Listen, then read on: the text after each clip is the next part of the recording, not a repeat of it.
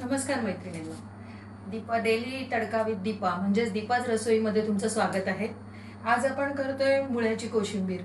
आपल्या रोजच्या आहारामध्ये सकस आहार हा पहिल्या पूर्वापारपासून सांगितलेला आहे. तर त्याच्यामध्ये आपण चटणी, कोशिंबीर असे सगळे आयटम घेतो. तर त्याच पद्धतीने आपण एक मुळ्याची नवीन पद्धतीची कोशिंबीर करतोय. तर चला करूया आज मुळ्याची कोशिंबीर. यासाठी लागणारं साहित्य आपण बघूया. तर साधारण स्वच्छ धुवून साल काढून किसलेला 1 वाटीभर मुळा, अर्धी वाटी कोथिंबीर, ती पण स्वच्छ धुवून चिरून घेतलेली आहे, आणि साधारण 1 तास मुगाची डाळ भिजत घातली होती, ती आपण निथळून अर्धी वाटी घेतलेली आहे. फोडणीसाठी लागणारं साहित्य म्हणजे तेल, जिरं, मोहरी, हिंग, चवीनुसार साखर, चाट मसाला, तिखटपणासाठी मिरची, चवीनुसार मीठ आणि अर्ध्या लिंबाचा रस. तर चला करूया आपण मुळ्याची कोशिंबीर. तर पहिले आपण गॅस लावून घेऊया. फोडणीसाठी आपण एक छोटी कढई ठेवलेली आहे, त्यामध्ये आपण घेऊया साधारण छोट्या चमच्यानी 3 पळी तेल, कारण आपल्याला ही मुगाची डाळ ह्या फोडणीमध्ये परतून घ्यायची आहे. तर आता आपण तेल गरम होत आहे तोपर्यंत एका मोठ्या बाउलमध्ये, मिक्सिंग बाउलमध्ये हा 1 वाटी मुळा, ही कोथिंबीर,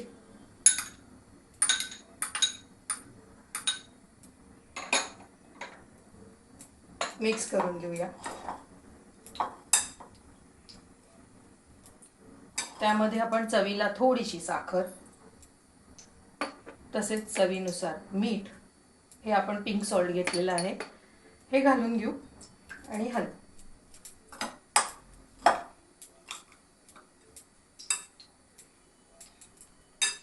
आता तेल गरम झालंय, त्यामध्ये आपण घालूया जिरं,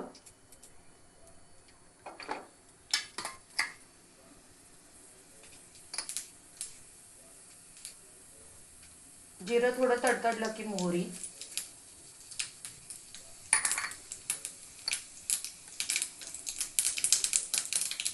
या कमी तिखट आहे, साधारण 3 मिरच्या मी कापून घेतलेल्या आहेत, कारण याच्या तिखटपणासाठी आपण दुसरं काही घालणार नाही. आणि ही आपण भिजवून घेतलेली मुगाची डाळ,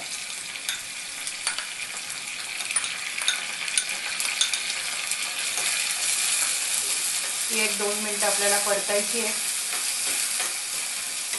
आणि हिंग आपण ऐन वेळेला घालतो या फोडणीमध्ये, कारण हिंग जळेल, म्हणून थोडीशी डाळ परतत आली की आपण त्यामध्ये हिंग घालणार आहोत.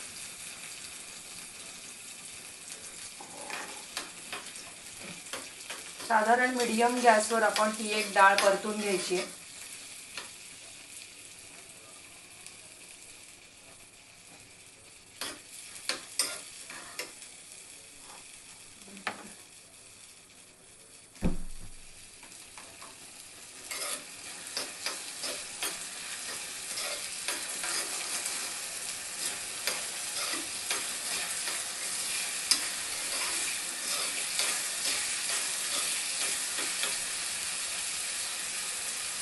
आता यात आपण घालूया हिंग,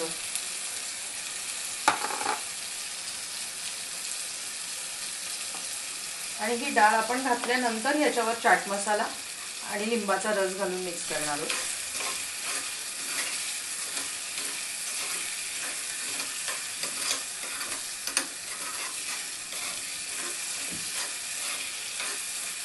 ही डाळ पूर्णपणे भिजलेली होती, त्यामुळे हिला काही शिजायला मुगाच्या डाळीला वेळ लागत नाही, आणि ही खूप पौष्टिक आहे.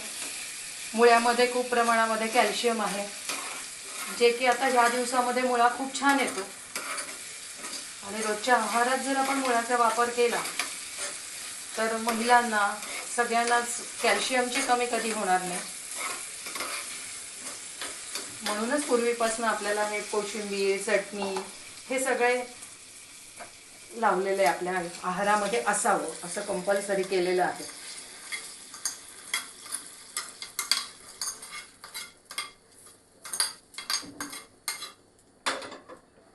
ह्याच्यात आपण हा चाट मसाला घालतोय, साधारण छोटा अर्धा चमचा आहे, आणि हा अर्ध्या लिंबाचा रस आहे. तर हे सगळं आपण मिक्स करून घेऊ.